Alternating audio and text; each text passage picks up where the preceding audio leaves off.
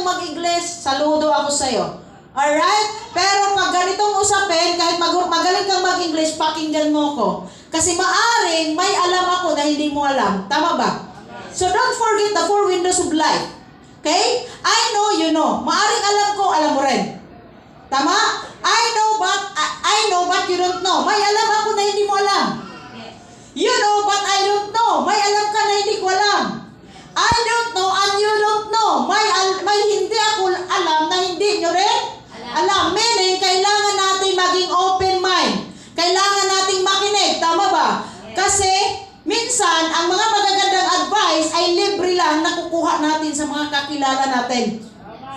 Agree po ba? Yes. Now, wala ako dito kung hindi po ako naging open mind. Ako po tapos ng kurso, Bachelor of Science in Commerce, major in Management. Okay? 15 years akong empleyado. Alright? So, kung pinapairal ko, yung pride ko, hindi ko siya pakikinggan. Kasi maganda naman ang trabaho ko. Nang sabi niya sa akin, ma'am, invite kita. Kung gusto mo extra income, pwede kang kumita 100,000. Alam niyo po ba kung anong reaction ko? Tinitigan ko siya mula ulo hanggang paa. Kasi dyan tayo magaling ang mag-judge. Tama po ba? Inunahan na ng hitsura. Ngayon, syempre, tinignan ko siya.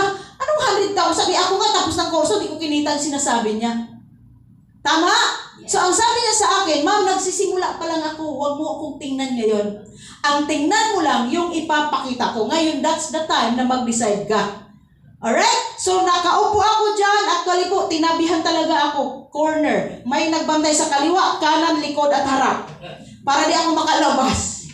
Okay? So, wala akong choice kundi makinig kasi sayang oras ko. Nung pinakinggan ko yung presentation, wala po akong magawa kundi ang nasa isip ko lang tahimik, tama ang speaker.